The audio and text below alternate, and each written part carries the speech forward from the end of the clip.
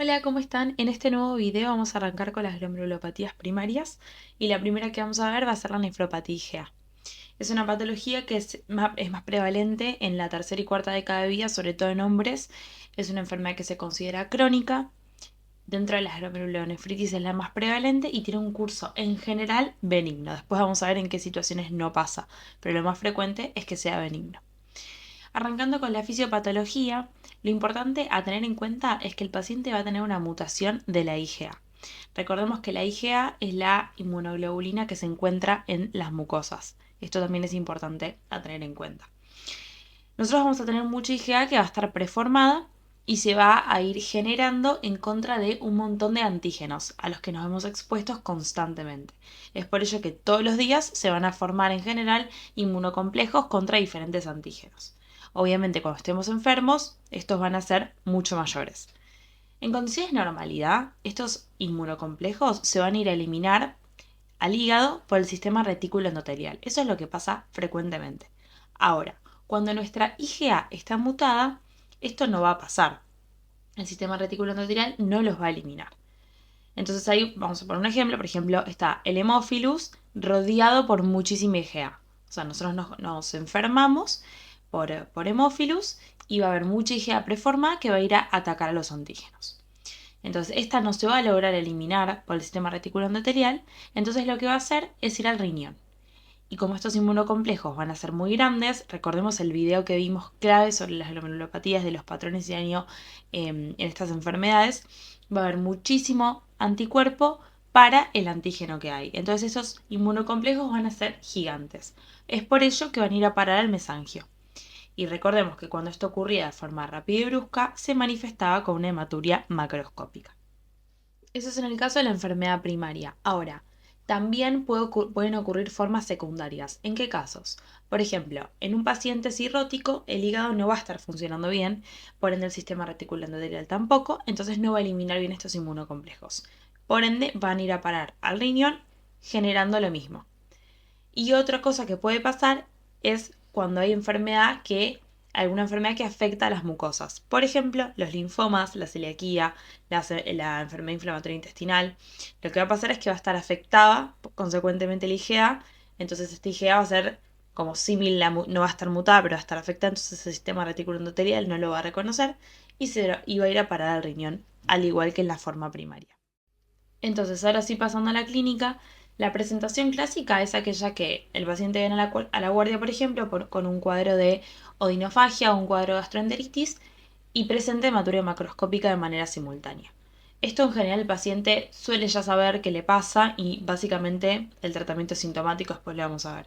Ahora, ¿qué pasa cuando el paciente presenta, por ejemplo, disminución del filtrado glomerular, hipertensión arterial, proteinuria, muy mal estado general? Bueno, en estos casos el debut claramente es atípico y sí hay que ir a estudiarlo un poquito más, y claramente tiene peor pronóstico, que después más adelante lo vamos a ver. Ahora, pasando al diagnóstico, en un paciente que presenta la forma típica, la forma clásica, no se le va a necesitar hacer una biopsia. Pero, ¿qué pasa si nosotros a este paciente le hacemos una biopsia? ¿Qué es lo que veríamos en el riñón? En una microscopía óptica vamos a ver daño y proliferación mesangial con el depósito de los inmunocomplejos, que esto corresponde al patrón 1 que vimos en el video anterior. Entonces, este paciente cursa con un patrón 1, con un mecanismo de daño también 1, porque es por depósito de inmunocomplejos circulantes. Y en la inmunofluorescencia vamos a ver el depósito del IgA. Y otra cosa es que el C3, recordemos que esto va a activar la vía alterna, entonces lo que se tendría que depositar es C3, no se va a depositar tanto. ¿Por qué? Porque es tan rápido el proceso que no logra disminuir en sangre y depositarse a nivel renal. Entonces el paciente tiene una normocomplementaria. Si nosotros le pedimos una analítica, veríamos, por ejemplo, un aumento del IgA y el paciente con normocomplementaria. Ahora, en el debut atípico, ahí sí le vamos a pedir una biopsia al paciente, porque esto no es normal que esté pasando. Entonces, nosotros mencionamos que la forma típica era la que cursaba con proteinuria, hipertensión arterial y disminución del filtrado glomerular. ¿Esto por qué pasa? En general, proteinuria, recordemos que es cuando se dañaba la membrana la barrera, perdón, de permeabilidad. Entonces va a estar afectada la membrana basal y o los podocitos. ¿Y esto por qué ocurre? La forma típica se produce debido a que nuestro cuerpo genera autoanticuerpos contra esa IgA mutada. Entonces, se van a empezar a formar inmunocomplejos de diferentes tamaños, ya no son solamente los grandes, van a pasar más allá del mesangio y van a dañar la barrera. Esto va a generar que las proteínuras se extravasen y va a generar este síndrome con hipertensión arterial, disminución del filtrado, que es el síndrome nefrítico. Y otra cosa importante a agregar es que si nuestro glomérulo se rompe, por así decirlo, ¿qué se van a formar? Las semilunas. Entonces este es el patrón 6, el patrón que mencionamos de la membrana basal y los podocitos corresponde al 4 al 5, y en este caso cuando se forman las semilunas es el patrón 6. Recordemos que cuando el paciente tenía semilunas, en general se producía una glomerulonefritis rápidamente progresiva con un deterioro renal importante. Ahora sí, pasando al tratamiento, cuando el paciente tiene la forma clásica, el tratamiento va a ser sintomático. En caso de que lo requiera, en general se trata más el cuadro respiratorio y el gastrointestinal que la hematuria, porque eso resuelve. Ahora, ¿qué pasa si el paciente presenta proteinuria más de 1 gramo día? Bueno, ahí le vamos a tener que dar corticoides y en muchos casos antiproteinúricos, como los IECA, ARA2 o inhibidores del CGLT2. ¿Por qué? Porque recordemos que cuando hay proteínas en la orina, la albúmina para el glomérulo es muy tóxica y esto puede generar daño y no queremos que eso suceda. Y cuando el paciente presenta una glomerulonefritis rápidamente progresiva, le vamos a dar corticoides más menos inmunosupresores. Ese es un tratamiento en el que hay que evaluarlo. Ahora, algo importante a tener en cuenta. Si nosotros trasplantamos al paciente, ¿la enfermedad va a recurrir? Sí. ¿Por qué? Porque la enfermedad es de la IgA, la enfermedad no es del glomérulo. Entonces, si nosotros trasplantamos al riñón, esta IgA va a ir a depositarse al nuevo riñón.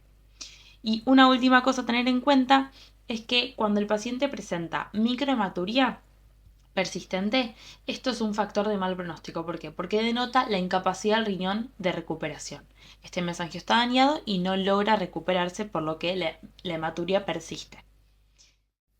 Otra cosa importante es que cuando esta enfermedad debuta en la infancia, en un paciente, por ejemplo, menor de 15 años, esto suele tener afectación multisistémica.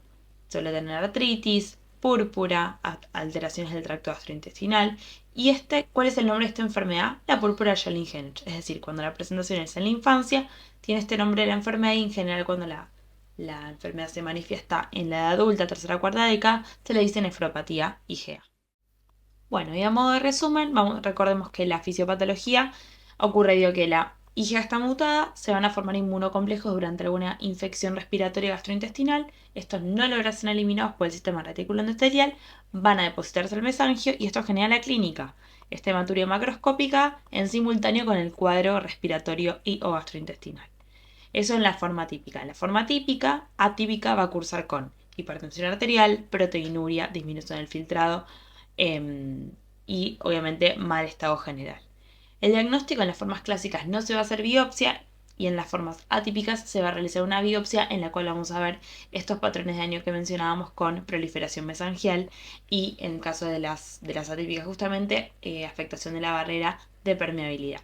Y en cuanto al tratamiento, suele ser sintomático porque en general del curso es benigno, salvo que el curse con proteinuria donde se van a indicar corticoides y antiproteinúricos. Y en el caso de las formas atípicas se van a indicar corticoides más inmunosupresores. Y obviamente que va a recurrir la enfermedad después del trasplante.